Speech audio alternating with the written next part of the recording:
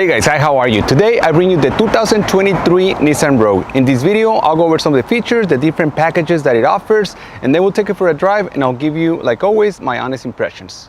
But first, let me give you a quick intro into the Nissan Rogue. This vehicle is now in its third generation. It came to the United States in 2007 as a 2008 year model. It is Nissan's top selling vehicle in this country, and at some point, it was the top selling crossover here. That crown now belongs to the RAV4. But Nissan as a whole has been dealing with a lot of reliability issues for the past 2 decades, especially since the merge with Renault. At some point, Toyota and Nissan were pretty much similar in the perception of reliability and durability, but that's not the case anymore.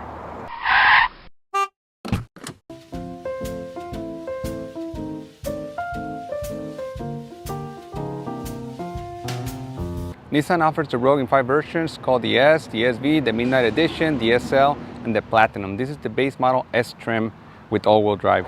Please note that the Nissan Rogue and the Toyota RAV4 are very similar in pricing, dimensions, and amenities. So to keep this video moving, I just want to say that the main differences between the two is that the Rogue top trim level, the Platinum, offers features not found on the RAV4 like leather seating. Also, the Rogue Platinum compares with the RAV4 Limited, but the Rogue Platinum offers all the driving assist technologies, a 360 camera, heated seats, and a panoramic sunroof is standard. While on the RAV4 Limited, you need to pay an extra $2,500 for these features. So in theory, the Nissan Rogue has the pricing advantage, but only in the higher trim levels. Another thing to keep in mind is that the Nissan Rogue doesn't come as a hybrid or a plug-in hybrid like in the case of the RAV4.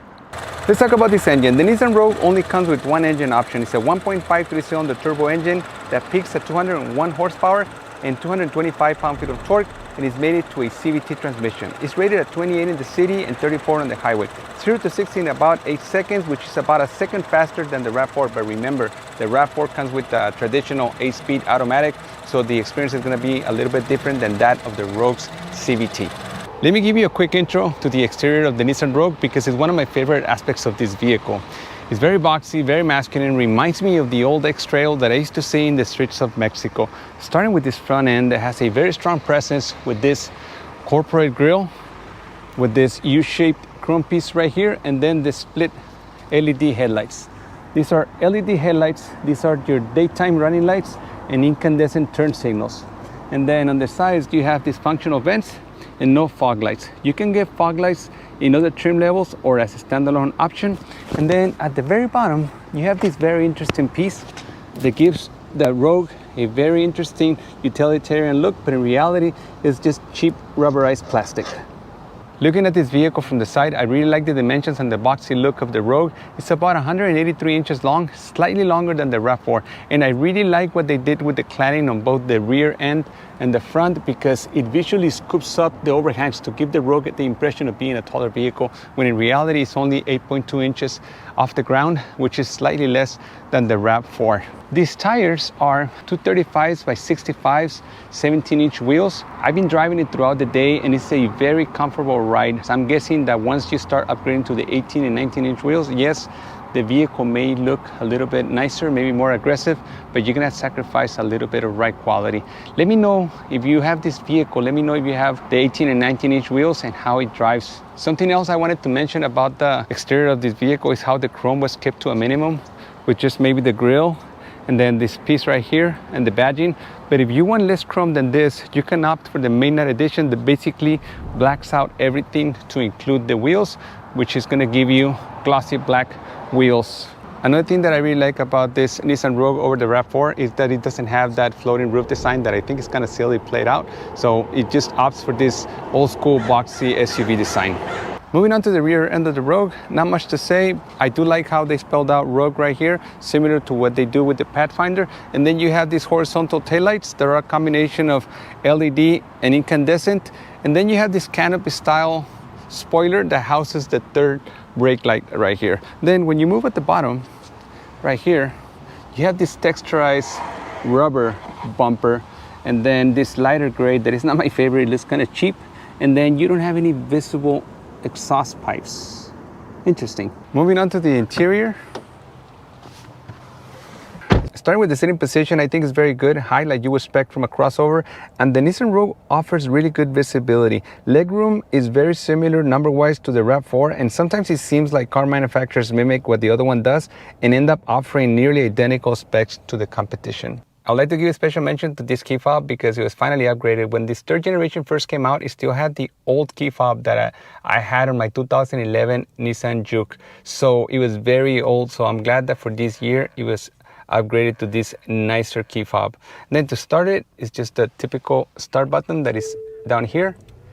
And then as you can see, the instrument panel is a combination of analog and digital at the center. The material selection, the Nissan Rogue, is very good, starting with this injected molding that happens to be brown, not black. I don't know if you can see it too well in the video, but then here you have this soft vinyl and then real stitching. When you come to the doors, you have different materials. This is injected molding, then this is some nice fabric, and then you have soft vinyl right here and hard plastics at the bottom. The windows are single touch, but only for the driver, and the rest are manuals. I wonder if on higher trim levels, all the windows become automatic.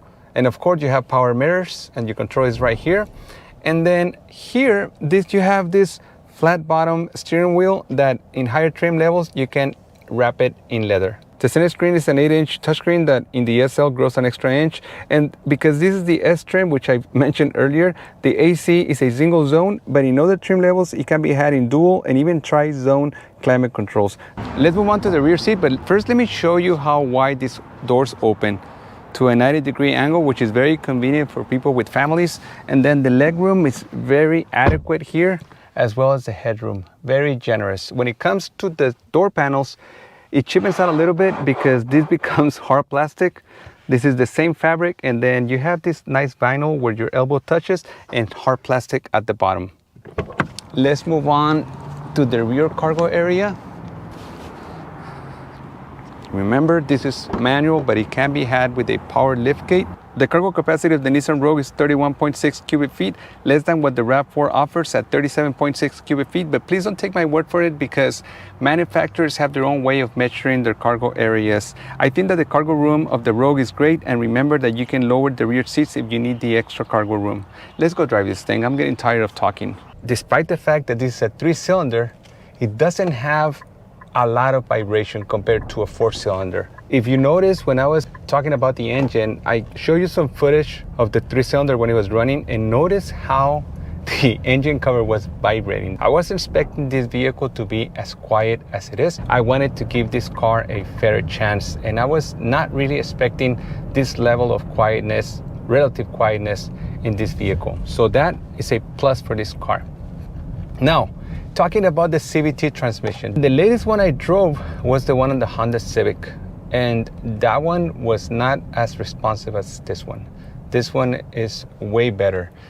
No, it doesn't drive like a normal traditional automatic transmission, but it's very good. I remember some of the older CVTs, they had like this rubber band effect. So when you press on the go pedal, on the gas pedal, it will first drone and then catch up on speed and RPMs. But now, this is a lot more responsive. Another thing is, I was going over the driving dynamics of the car in the morning, and I realized that this 4x4 is a must-have in a vehicle like this, because front-wheel drive vehicles tend to shift the weight to the back under hard acceleration, and this one it's called intelligent all-wheel drive, but it's a full-time all-wheel drive that kicks in when needed. So you have a little monitor here in the instrument panel that shows you how much torque goes to the rear wheels, and under hard acceleration I noticed that it would go like 20%. It's not great, but it's enough to prevent this vehicle from unnecessary wheel spin. So when you hear that this vehicle is not available in a hybrid, I don't mind it because the miles per gallon are pretty good.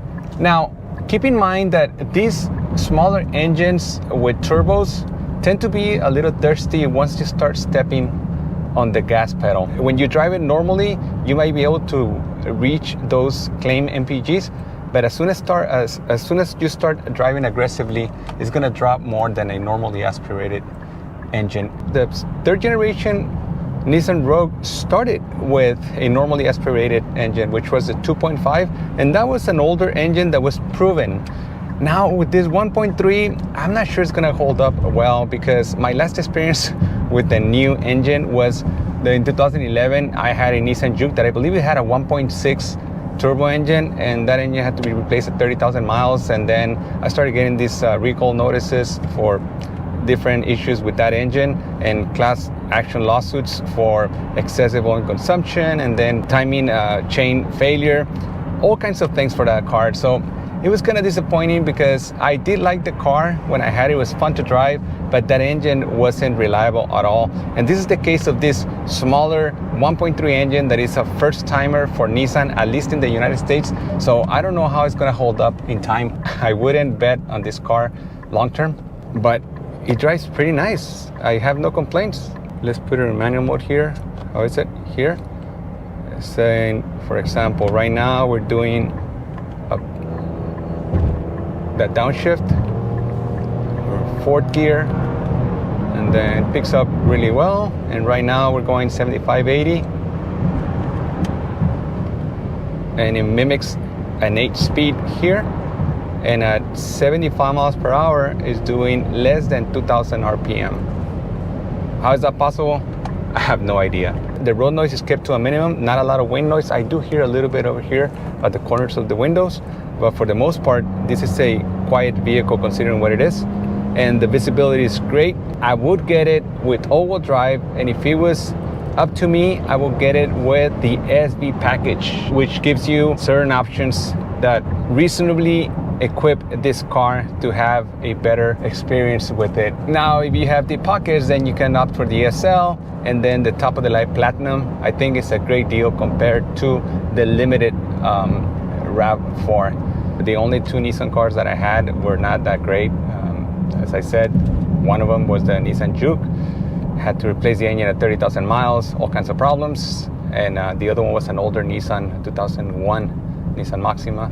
And that one was okay, but it also had a lot of problems. Then again, it had a lot of miles. So after those 2 bad experiences, I promised myself that I would never buy a Nissan product. But this is, I mean, for what it is, this is a good new car. I just wanted to drive this car to get a feel for it, because some of you asked me in the Lexus video, asked me what non-premium SUV would I drive. And this being a highly popular one, gave me that opportunity to test drive it. I haven't test driven the RAV4, but that's on the list. This has been my presentation of the 2023 Nissan Rogue. I think it has come a long way to what it is today in its 3rd generation, and depending on how you option it, it can be a bargain compared to the RAV4. But expect this one to depreciate a little bit faster than the Toyota.